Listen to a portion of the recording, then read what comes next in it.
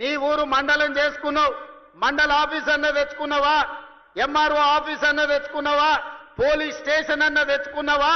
10 ఏళ్ళు మంత్రిగా ఉండి నీ నాయకుడు ముఖ్యమంత్రిగా ఉంటే నీ సొంత మండలానికి ఒక ఎంఆర్ఓ ఆఫీస్, ఎంపీడీఓ ఆఫీస్, ఒక పోలీస్ స్టేషన్ తెచ్చుకోలేని సన్నాసివి ఇవాళ మా మందుల సామెలు తీసుకొస్తే సిగ్గుతో తల ఉంచుకోవాల్సింది పోయి ముఖ్యమంత్రిని ప్రభుత్వ కార్యక్రమాన్ని అడ్డుకుంటానని ఆయన ప్రగల్భాలు పలుకుతుండు.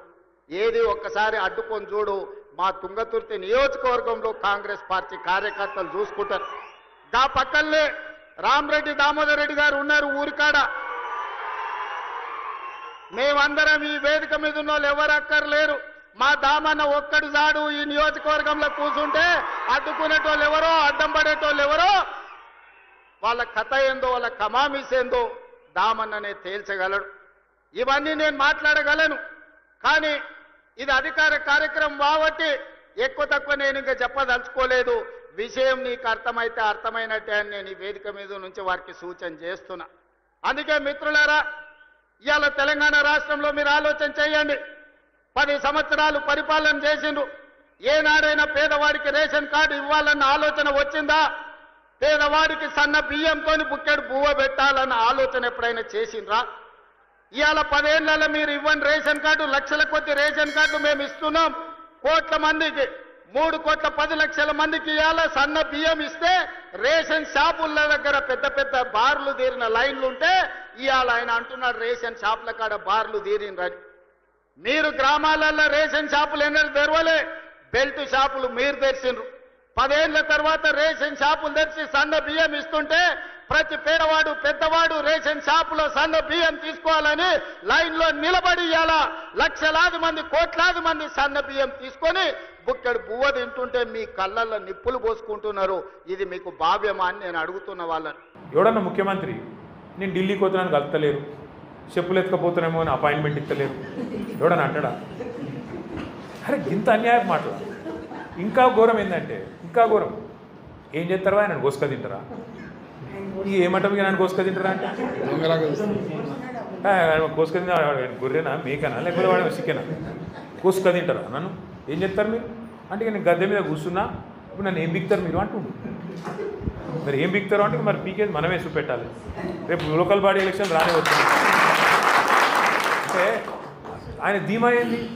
ఇప్పుడు డాక్టర్ అంబేద్కర్ గారు మన రాజ్యాంగ నిర్మాత, భారతరత్న, పాపం పెద్ద మనిషి అన్ని ఆలోచన చేసిండు, అద్భుతమైన రాజ్యాంగం రాసిండు. కానీ గిసోంటి లంగాలు ఉంటారని ఆయన కూడా ఊహించారు. గద్దెనెక్కినండి మళ్ళీ తిరిగి 5 ఏళ్ళ లోపల దించే అవకాశం లేదు.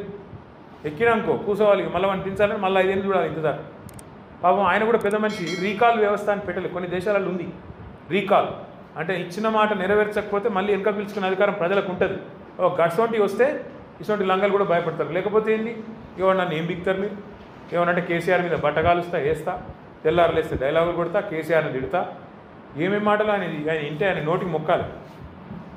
గుడ్లు వీకి గోటిలాడుతాడు, మెడల పేగులు వేసుకుంటాడు, బట్టలు కూడా తీసి కొడతాడు. వీడు ముఖ్యమంత్రి. మళ్ళీ వానేమని తిడితే నాకు బలపాటు. ఇదో పెద్ద కథ. మళ్ళీ వాడిని గట్టిగా ఏమన్నా అన్నా అనుకో, మా లచ్చననే అంటాడు, నువ్వు తిట్టాను సార్ అంటే. నేను తిడతలేనే వాడు చెప్పినే చెప్తున్నాను, నేను చెప్తున్నాను ఆయన భాషలో ఆయనకు అర్థమయ్యేటట్టు చెప్తున్నా అని చెప్తున్నా. ఏం చెప్పాలి మరిగా? ఇప్పుడు కుక్క కాడుకు చెప్పు దెబ్బ.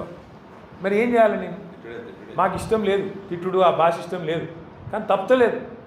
ఎందుకంటే ఆయనకు ఇంకో భాష అర్థమైతలేదు. నిన్న కూడా కేసీఆర్ తుంగతుర్తికి, కోదాడకు, సూర్యాపేటకు చివరి మడి వరకు నీళ్ళు ఇచ్చింది కేసీఆర్ కాళేశ్వరం ద్వారా. అది ఆయనకు తెలుసు, తెలియదని కాదు. కానీ ఎంత లంగా అంటే ఈయన వచ్చినాక 2 ఏళ్ళ నుంచి నీళ్ళు లేవు. అన్నీ తెలుసు, ఇది తెలుసు, అది తెలుసు.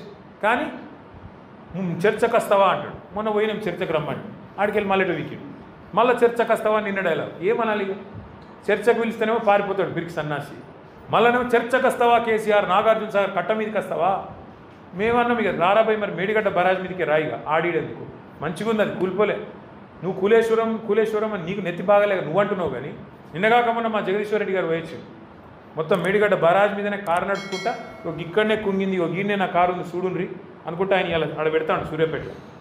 నేనేమంటున్నా అంటే ఇంత మోసం, ఇంత దగ ఒక దళితులనే కాదు, ఏ వర్గాన్ని విడిచిపెట్టకుండా అందరికీ ఆడబిడ్డలకు చెప్పిండు నెలకు 2,500 ఇస్తాను, ఎదురు చూస్తాను. 1,68,00,000 మంది ఆడపిల్లలు 18 ఏళ్ళు నిండిన వాళ్ళు ఉన్నారు రాష్ట్రంలో, వాళ్ళందరూ ఎదురు చూస్తాను.